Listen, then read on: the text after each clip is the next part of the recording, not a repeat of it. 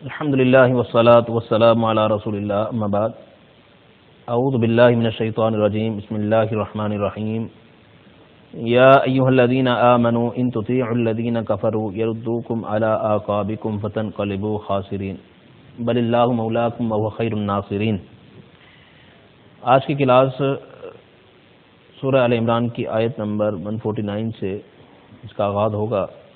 اس آیت کریمہ میں اللہ تبارک و تعالیٰ فرماتا ہے، ایمان والو اگر تم کافروں کے پیچھے چل پڑے، ان کی باتیں ماننا شروع کر دیں تو کیا ہوگا؟ یردوکم علی اعقابکم، وہ تمہیں تمہاری ایڑیوں کے بل لوٹا دیں گے، فتنقلبوا خاسرین، اور تم نقصان اٹھانے والے ہو کر پلٹو گے۔ بل اللہ مولاکم وهو خیر الناصرین، بلکہ اللہ ہی تمہارا مولا ہے اور وہی بہترین ہے مدد کرنے والوں میں سے۔ یہ مقابلتاً کا ہے، اس کا یہ معنی نہیں ہے کہ اور بھی مدد کرنے والے ہیں، بلکہ اللہ اکیلا ہی، اللہ کے مقابلے میں کوئی مدد کرنے والا نہیں ہے، بلکہ ایک مقابلتاً یہ جو ہے محاورہ کلام ہوتا ہے، اس میں یہ لفظ استعمال کیا جاتا ہے۔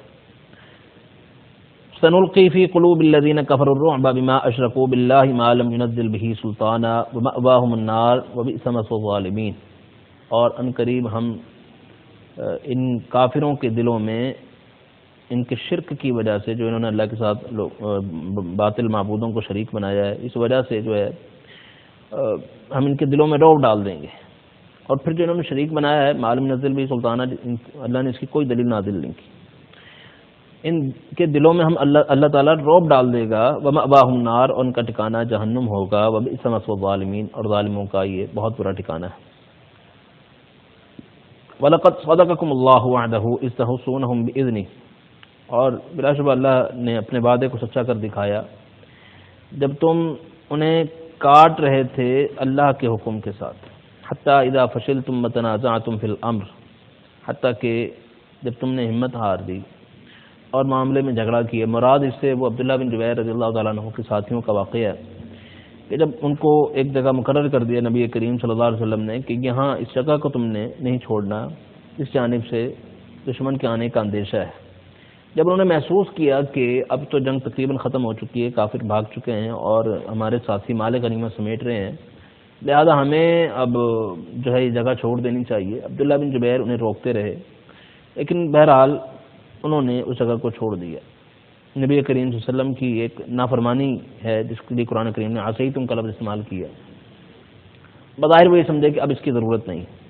جبکہ اللہ کے رسول علیہ الصلوۃ والسلام نے جس سختی کے ساتھ جو کلمات ارشاد فرمائے تھے اس کو انہوں نے اہمیت نہ دی، اور یہ سمجھے کہ شاید آپ کی بس آپ کا مقصد صرف تنبیہ کرنا تھا، توجہ دلانا تھا۔ اب وہ صورتحال باقی نہیں ہے۔ نقصان اس کا پھر یہ ہوا کہ نبی کریم صلی اللہ علیہ وسلم کی جب بات نہ مانی تو وہ جیتی ہوئی جنگ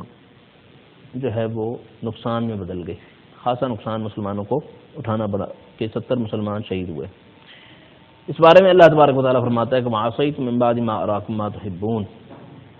جب تم نے وہ دیکھا جس کو تم پسند کرتے تھے مال غنیمت تو تم نے نافرمانی کی۔ مِنكُم مَّن يُرِيدُ الدُّنْيَا وَمِنكُم مَّن يُرِيدُ الْآخِرَةَ، تم میں سے بعض دنیا کو چاہتے ہیں اور بعض جو ہے وہ آخرت کا ارادہ رکھتے ہیں۔ ثُمَّ صَرَفَكُمْ عَنْهُمْ، پھر اللہ نے تم سے درگزر کیا، لِيَبْتَلِيَكُمْ، تاکہ تمہیں آزمائے۔ وَلَقَدْ عَفَا عَنْكُمْ، اللہ نے تمہیں معاف کر دیا۔ یہ صحابہ کی غلطی تھی جس کے بارے میں یہ معافی کی بھی اللہ کی طرف سے نوید آ گئی ہے۔ یاد رکھیے صحابہ بالکل معصوم عن الخطا نہیں تھے، ان سے اس طرح کی غلطیاں ہو جاتی تھیں نادانستہ طور پر، قصدن نہیں،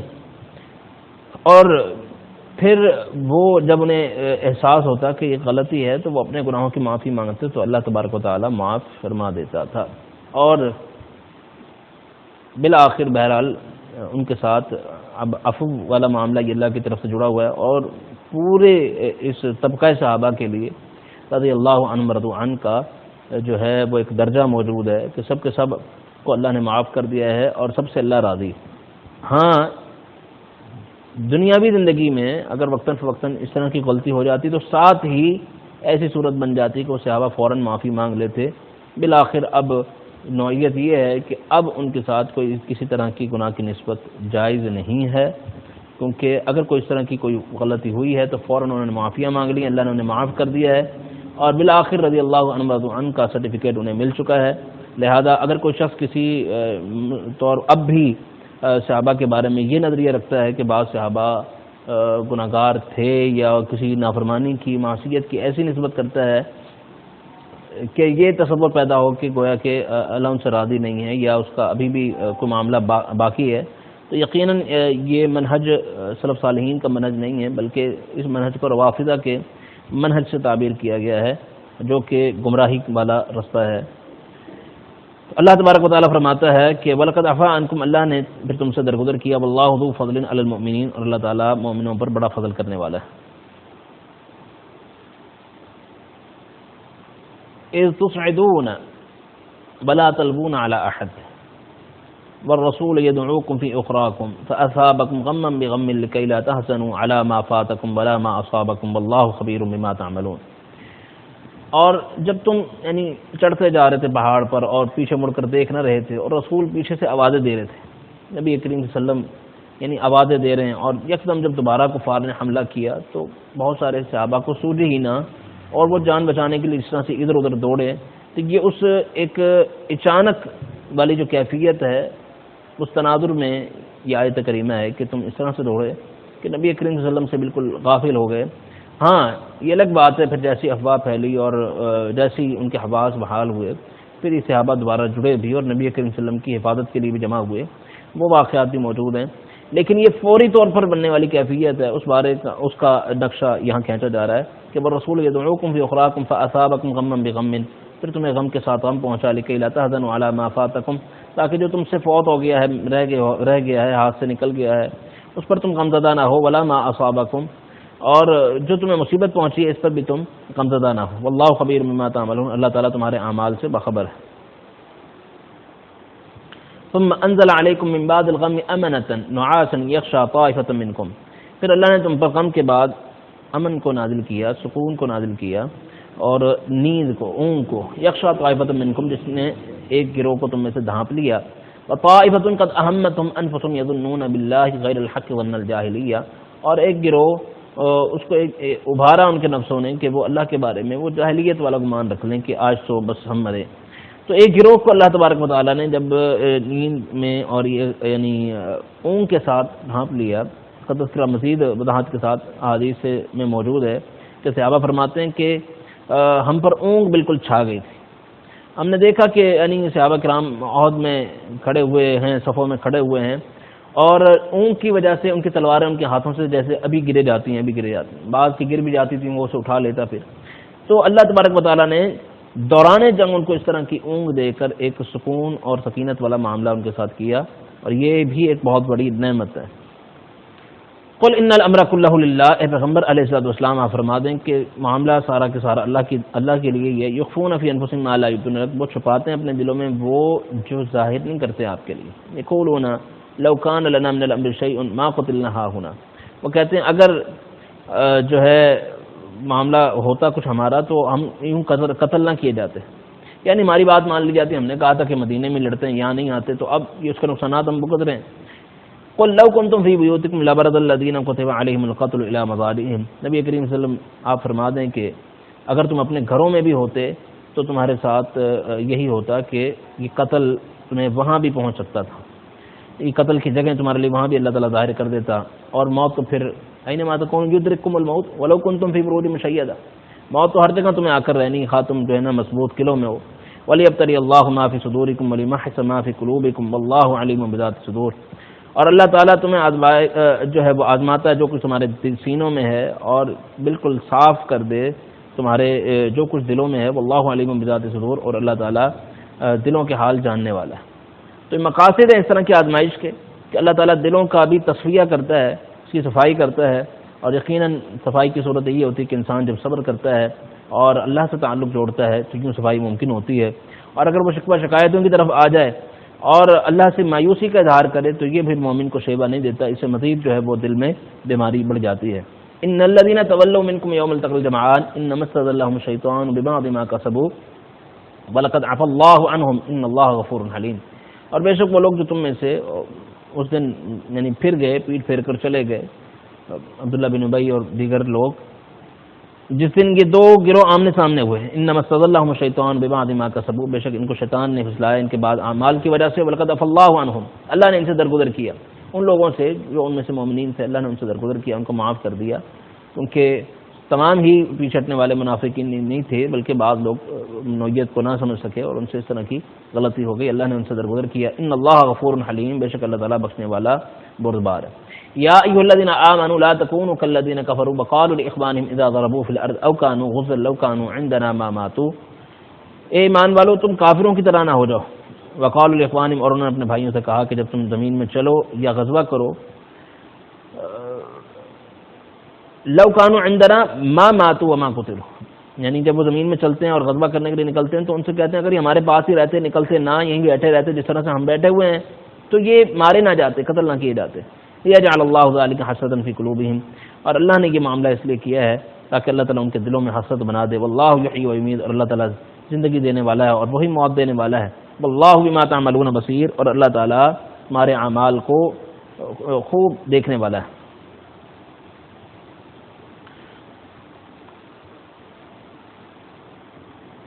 وَلَئِن قُتِلْتُمْ فِي سَبِيلِ اللَّهِ أَوْ مُتُّمْ لَمَغْفِرَةٌ مِّنَ اللَّهِ وَرَحْمَةٌ خَيْرٌ مِّمَّا يَجْمَعُونَ وَلَئِن مُتُّمْ أَوْ قُتِلْتُمْ لَإِلَى اللَّهِ تُحْشَرُونَ، اور اگر تم اللہ کی راہ میں قتل کر دیے جاؤ یا مر جاؤ تو اللہ کی طرف سے جو یہ مغفرت تمہیں ملے گی اور جو رحمت ملے گی، یہ خیر مما یجمعون، اس سے کہیں زیادہ بہتر ہے جو تم جمع کرتے ہو دنیا کی زندگی میں۔ وَلَئِن مُتُّمْ أَوْ قُتِلْتُمْ لَإِلَى اللَّهِ تُحْشَرُونَ، اور اگر تم مر جاؤ یا اللہ کی راہ میں قتل کر دیے جاؤ تو بالآخر تمہیں اللہ کی طرف سے اکٹھے ہو کر جانا ہے۔ تو ان آیات میں گویا کہ ترغیب دلائی گئی جہاد کی، اور مقاصد جہاد کی اہمیت یوں بتلائی گئی کہ یہ ایسا نہیں کوئی گھاٹے کا سودا ہے، مر جاؤ گے زیادہ سے زیادہ، شہید ہو جاؤ گے، تو یہ بھی تو ایک اس میں بھی بڑی فضیلت ہے کہ اللہ کی طرف سے معافیوں کی نوید تمہارے لیے موجود ہے، رحمت کی نوید تمہارے لیے موجود ہے، اور جو ہے ایسے شہداء کی روحیں جنت میں گھومتی ہیں، یہ احادیث میں ان کے تذکرے موجود ہیں۔ تو یہ بڑے فضائل ہیں کہ خون کا قطرہ بعد میں گرتا ہے، پہلے اللہ تبارک و تعالیٰ اسے معاف فرما دیتا ہے ایسے شہید کو۔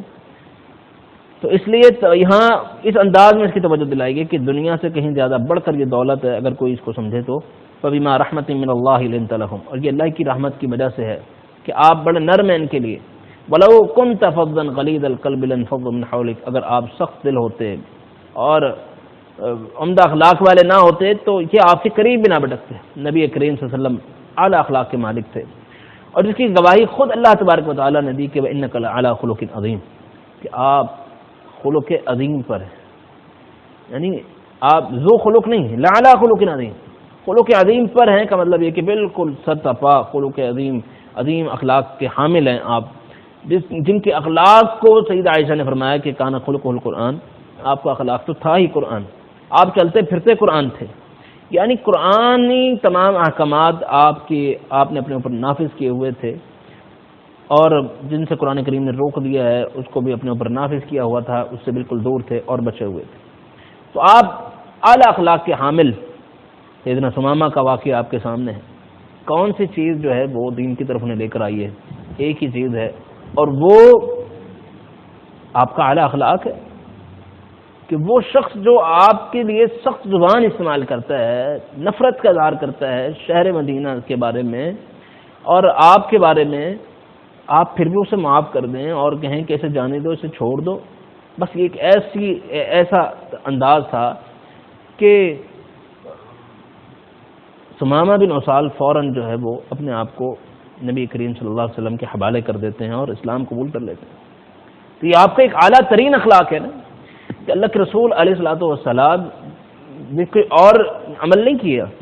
کہ آپ کو قریب کرنے کے لیے واقعہ اٹھا کر دیکھیں تو کوئی اور ایسی گفتگو نہیں ملتی سوائے اس کے کہ نبی کریم صلی اللہ علیہ وسلم کا ذاتی اخلاق ایسا عمدہ اور ایسا پیارا اخلاق ہے کہ ثمامہ بن اسال جیسا شخص جو چند لمحے پہلے یا 3 دن پہلے سخت زبان استعمال کر رہا ہے اور بالآخر جو ہے وہ آپ کے اخلاق پر ایسا فریفتہ ہوتا ہے کہ اسلام قبول کر لیتا ہے۔ یہ آپ کا اخلاق ہی تو تھا نا کہ عدی بن حاتم اپنے قبیلے کے سردار تھے، کون سی چیز انہیں اسلام کی طرف لائی؟ ایک ہی چیز ہے کہ میری بہن قیدی بن کر گئی تھی، میں نے تو اپنی جان بچائی، اور یہ میری بہن جو میری بہن تھی وہ پھر صحابہ کی بہن بن بیٹھی ہے۔ نبی کریم صلی اللہ علیہ وسلم نے اسے خوب عزتوں سے نوازا ہے، اس کو حجاب سے جو ہے نواز کر اور بالکل عزت کے ساتھ اسے دوبارہ جو ہے اس کے گھر کی طرف روانہ کیا ہے۔ یہ ایسا واقعہ تھا کہ عورت کو ایسی عزت دی ہے اسلام نے، اس انداز سے جو ہے اسے روانہ کیا ہے کہ عدی بن حاتم کے دل میں یہ اثر کر گئی یہ چیز، کہ اس حد تک نبی کریم صلی اللہ علیہ وسلم اور آپ کے ساتھی یعنی عورت کے ساتھ ایسا عمدہ سلوک کے بہن کا تبصرہ یہ ہے کہ میں نے اپنی عزت و عصمت کو جتنا وہاں محفوظ کیا ہے یہاں محفوظ نہیں کیا، تم تو چھوڑ کر آ گئے تھے، جتنا وہاں محفوظ کیا ہے، محفوظ سمجھا ہے میں نے یہاں اپنی عزت کو اتنا محفوظ نہیں سمجھا، لہذا مشورہ ہے بہن کا کہ جاؤ اس اسلام کو قبول کر لو، اور عدی بن حاتم جو ہے وہ آ کر اسلام کو قبول کر لیتے ہیں۔ کون سی چیز ہے اسلام کا سبب بنی؟ نبی کریم صلی اللہ علیہ وسلم کا اخلاق ہے۔ اخلاق تو ایسی چیز تھی کہ ابھی اسلام سے نوازا نہیں کیا، دین اسلام یعنی کہ نبوت نہیں ملی، لیکن آپ کے اخلاق کے چرچے پورے مکہ میں ہیں، کوئی ایسا شخص موجود نہیں ہے جو آپ کے اخلاق سے شاکی ہو، کوئی شکوہ یا شکایت کرنے والا نہیں، صداقت اور امانت کے ٹائٹل آپ کو مل چکے ہیں، بیواؤں کے، یتیموں کے، مساکین کا سہارا بننے والے آپ، فیصلہ کریں تو خندہ پیشانی سے لوگ قبول کر لیں کہ آپ کا فیصلہ اخلاص پر مبنی ہے، خیر خواہی پر مبنی ہو سکتا ہے، لہذا آپ کی بات کو قبول کیا جائے گا۔ حجر اسود کو لگانے کا معاملہ حکمت پر مبنی بھی ہے، اور ساتھ ساتھ آپ کے اخلاق کی ایک ایسی شہادت ہے، اس طرح سے سارے قبائل نے اس کو قبول کر لیا، گویا کہ تمام قبائل کے نزدیک آپ ایک مسلمہ شخصیت تھے، کسی زاویے سے بھی آپ کو کوئی اعتراض آپ پر کوئی نظر نہیں آتا کسی کا، یہ آپ کے اخلاق کے دلائل ہے کہ اسلام سے پہلے سب اس کو تسلیم کرتے ہیں۔ یعنی ایسے سینکڑوں واقعات ہیں کہ جس کے پیچھے لوگوں کے ایمان کی قبولیت کے پیچھے ایک ہی چیز نظر آتی ہے، اور وہ ہے نبی کریم صلی اللہ علیہ وسلم کا اعلیٰ اخلاق، بہترین اخلاق۔ حتیٰ کہ ایک عورت تو جب اپنے علاقے کو چھوڑ کر آئی، جس علاقے میں ساری زندگی گزاری، اور اس علاقے کی کسی بچی کا جب ہار گم ہو گیا، انہوں نے اس عورت پر جو ہے وہ شک کیا، اور حتیٰ کہ اس کی تلاشی لی گئی، مکمل لباس کی تلاشی لی جا رہی ہے، برہن کی تک نوبت آ چکی ہے، عین اسی وقت جو ہے اللہ کی طرف سے یوں سمجھ لیں گے وہ چیل جو ہار لے کر گئی تھی وہ پھینک جاتی ہے، اور پھر اب یہ پوری قوم معذرتیں کر رہی ہے۔ آپ کی تو پوری زندگی ایسی پاکیزہ ہے کہ ہمیں آپ پر شک نہیں کرنا چاہیے۔ یہ عورت کہتی ہے کہ نہیں، اب میں نے تمہارے درمیان رہنا نہیں، میں نے خوب خدمت تمہاری کی، اور صرف ایک واقعہ اب ایسا نظر آئے تو تم جو ہے وہ مجھ پر شک کی نظروں سے دیکھو، میں یہاں نہیں رہوں۔ وہاں سے چل پڑی، صحابہ کے قافلے سے چلی، نبی کریم صلی اللہ علیہ وسلم کے پاس آ کر مسلمان ہو جاتی ہے، مسجد نبوی میں رہتی ہے، مسجد نبوی کی صفائی کیا کرتی ہے، جھاڑو مارتی ہے، اور سیدہ عائشہ کے پاس جو ہے بیٹھا کرتی تھی اور یہ اشعار پڑھا کرتی تھی، الا یوم الوشاء من تعاجیب ربنا الا ان من بلدۃ الکفر انجان، کہ وہ ہار والا دن نہ ہوتا، وہ میرے لیے بڑا تعجب والا دن ہے کہ وہ دن اگر رونما نہ ہوتا تو مجھے آج یہ سعادتیں کیسے ملتی کہ اعلیٰ اخلاق کے حامل محمد کریم صلی اللہ علیہ وسلم کی جو ہے وہ میں آپ کی دعوت کو قبول کر لیتی اور سیدہ عائشہ کی صحبتیں مجھے ملتی۔ تو یہ ایک اعلیٰ اخلاق آپ کا ایسا۔ سیدنا انس ایک خادم کا تبصرہ ہے، خادم ہونے کی حیثیت سے آپ کے اعلیٰ اخلاق کی گواہیاں موجود ہیں۔ کیا گواہیاں ہیں؟ کہ مجھے تو کبھی چھڑکا تک نہیں، کبھی سخت انداز میں بلایا تک نہیں۔ جس وقت غصے میں لوگ یعنی سخت جملے کہتے ہیں، گالیاں دیتے ہیں، میرے پیغمبر غصے میں انیس کہہ کر پکارا، آپ کی ایک بات نہیں مانی، بچے تھے بھول گئے، کھیل میں لگ گئے۔ سیدنا انس کو آ کر اللہ کے رسول نے پکڑا اور الفاظ میں پکارا، تو کن الفاظ میں؟ یا انیس، یعنی انیس گویا کہ ایک پیار بھرے انداز میں کہا جا رہا ہے۔ پیار کا انداز کس موقع پر؟ جس وقت لوگ غصے کا انداز اختیار کریں، تلخی اور سختی کا انداز اختیار۔ یہ خادم کی گواہی ہے جس نے 10 سال بحیثیت خادم آپ کے ساتھ گزارے، ہر وقت آپ کے ساتھ، اور عمر بھی 10 سال تھی، 10 سال کا یہ بچہ 10 سال آپ کے ساتھ رہا۔ اللہ کے رسول علیہ السلام کی جب وفات ہوئی تو سیدنا انس کی عمر 20 سال تھی، خوب خدمت کی۔ یہ ان کی گواہیاں ہیں، ازواج مطہرات کی گواہیاں آپ کے سامنے۔ یعنی ایسی بہترین آئلی زندگی آپ نے گزاری ہے کہ ایک موقع پر سب کو کہہ دیا ہے کہ آج جو لینا ہے لے لو، اور آج مجھ سے جو علیحدہ ہونا چاہتا ہو جائے. کوئی ایک عورت بتلائیں جو علیحدہ ہونے کے لیے تیار ہو، کوئی علیحدہ ہونے کے لیے تیار. کیوں؟ اعلیٰ اخلاق ہی ایسا. بلکہ ام سلمہ کا شوہر فوت ہوا رضی اللہ تعالیٰ عنہ، ابو سلمہ فوت ہو گئے. ابو سلمہ جب فوت ہوئے نا تو یہ کہا کرتی تھیں کہ غم کا اظہار کیا. نبی کریم صلی اللہ علیہ وسلم نے دعا سکھلائی، ان للہ و انا الیہ راجعون پڑھو، اور یہ دعا اللہم اجرنی فی مصیبتی واخلف لی خیرا منہا، یہ دعا پڑھ لیا کرو. سیدہ ام سلمہ رضی اللہ تعالیٰ عنہ نے اس دعا کو پڑھنا شروع کر دیا، اور سوچا کرتی تھی ابو سلمہ سے بھی کوئی بہتر ہوگا. لیکن بعد میں اللہ نے عطا کیا محمد رسول اللہ صلی اللہ علیہ وسلم، تو مان گئی کہ واقعتاً اللہ نے مجھے بہتر کیا، بہتر ترین، سارے جہان سے بہترین عطا کیا، نبی کی بیوی بنا دیا علیہ الصلوۃ والسلام. تو یہ ازواج مطہرات کی گواہیاں، یہاں آپ کے خادم کی گواہی، وہاں آپ کے پڑوسیوں کی گواہیاں، تمام قبائل کا اتفاق، کوئی شاکی نظر نہیں آتا. سیدہ خدیجہ کا تبصرہ وہ بھی ہمارے سامنے ہے، صحیح بخاری میں موجود ہے کہ آپ تو انک لطف الرحیم وتقر الضیف، آپ تو جو ہے وہ میزبان قسم کے آدمی، اور جو ہے وہ رشتہ داریوں کو جوڑنے والے، صلہ رحمی کرنے والے، اور یتیموں کے، بیواؤں کے اور حاجت مندوں کے سہارا بننے والے، کہ مشکلوں میں آپ ان کے ساتھ کھڑے ہونے والے. ایسے اعلیٰ اخلاق کے حامل تھے آپ علیہ الصلوۃ والسلام، اور نرمی بھی ایسی کہ کبھی آپ نے سختی سے جواب دیا ہی نہیں، کبھی سختی سے جواب دیا ہی نہیں. بہرحال اس آیت کریمہ میں یہی اللہ تبارک و تعالیٰ فرما رہا ہے کہ اگر آپ سخت دل ہوتے تو یہ صحابہ کرام آپ کے قریب بھی نہ آتے، آپ سے دور ہو جاتے.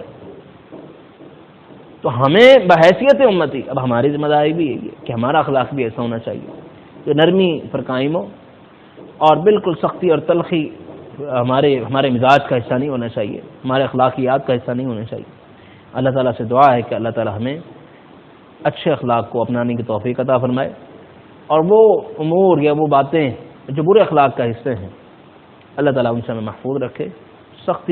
دلی بالخصوص مسلمانوں کے بارے میں قطعاً یہ جائز نہیں ہے، اللہ تعالیٰ اس سے ہمیں محفوظ رکھے. سبحانک اللہم و بحمدک، اشہد ان لا الہ الا انت، استغفرک و اتوب الیک.